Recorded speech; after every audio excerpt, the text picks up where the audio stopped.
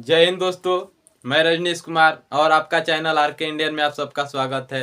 तो दोस्तों, आज हमारा टॉपिक राष्ट्रगान और राष्ट्रगीत है। दोस्तों, अगर आप भारत के नागरिक हैं तो आपको इसके बारे में जानना बहुत ही आवश्यक है और अपने बच्चों को भी जानकारी दीजिए इसके बारे में। पहले हम देखेंगे कि राष्ट्रगान का निर्माण कैसे हुआ, इसका उद्देश्य क्या था निर्माण होने का, भारत का कैसे एकता बनाया गया, ये राष्ट्रगान के द्वारा देखिए आप लोग इस वीडियो के माध्यम से आप समझेंगे।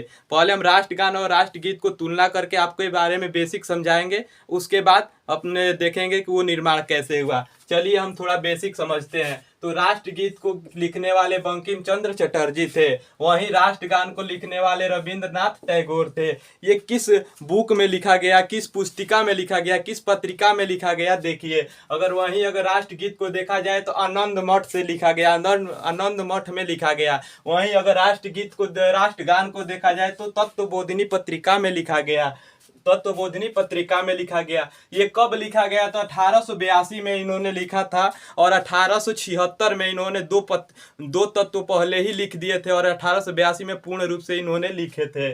अगर राष्ट्रगीत को पहली बार कब गाया गया था तो 1896 में राष्ट्रगीत को पहली बार गाया गया था, रविंद्रनाथ टैगोर जी के द्वारा लिखा गया था। वहीं अगर राष्ट्रगान को पहली बार कब गाया गया था तो 1911 में राष्ट्रगान को गाया गया था, वो भी कलकत्ता अधिवेशन में, ये भी कलकत्ता अधिवेशन में, यानी दोनों कलकत्ता अधिवेशन में ही गाया गया था।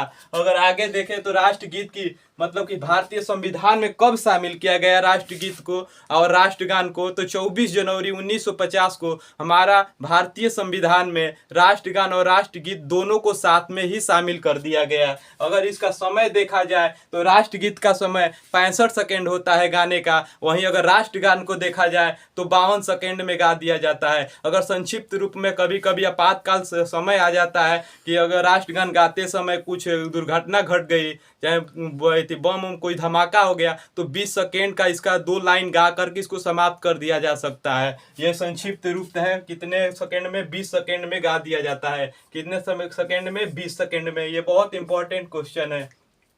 अगर देखा जाए तो अगर राष्ट्रगान को अंग्रेजी में अनुवाद कराया गया था, इस अनुवाद को क्या कहा गया? The morning song of India. ये 1919 में ये अंग्रेजी अनुवाद किया गया था।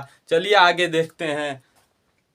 चलिए और इसके थोड़ा और भी एक बार रिवीजन कर लेते हैं। तो आनंद मठ से लिया गया था। राष्ट्रगीत को कहाँ से लिया गया था? आनंद मठ से। और पहली बार कब गाया गया था? 1911 में। पहली बार कब गाया गया था? 1911 में। और राष्ट्रगीत को भारतीय संविधान में कब शामिल किया गया? तो 24 जनवरी 1950 को।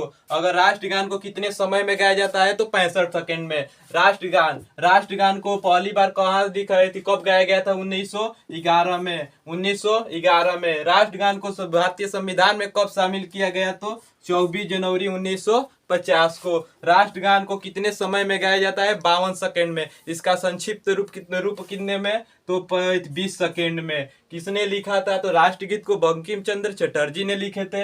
अगर वहीं राष्ट्रगान को देखा जाए तो रविंद्रनाथ टैगोर जी ने लिखे थे। इसका अंग्रेजी अनुवाद क्या होता है? तो the morning song of India. The morning song of India. कब ये अंग्रेजी अनुवाद किया गया था? 1919 में। अब देखेंगे कि राष्ट्रगान का निर्माण कैसे हुआ, भारत को एक कैसे बनाया गया। तो जो पहले हमारा भारत अखंड भारत कहलाता था, ये हमारे राष्ट्रगान को अखंड भारत से कैसे जनगण मनगढ़ का निर्माण हुआ आपको दिखाते हैं। तो ये जो पूरा एरिया था ना, ये सिंध प्रांत कहलाता था। ये क्या कहलाता था? सिंध।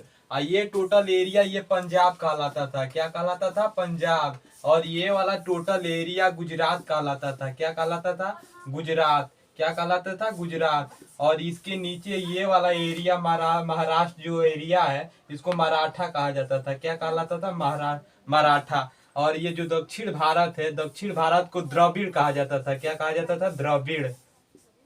ये वाला जो उड़ीसा वाला जो साइड है, इसको कलिंग, कलिंग से पहले उत्कल कहा जाता था। क्या कहा जाता था? उत्कल।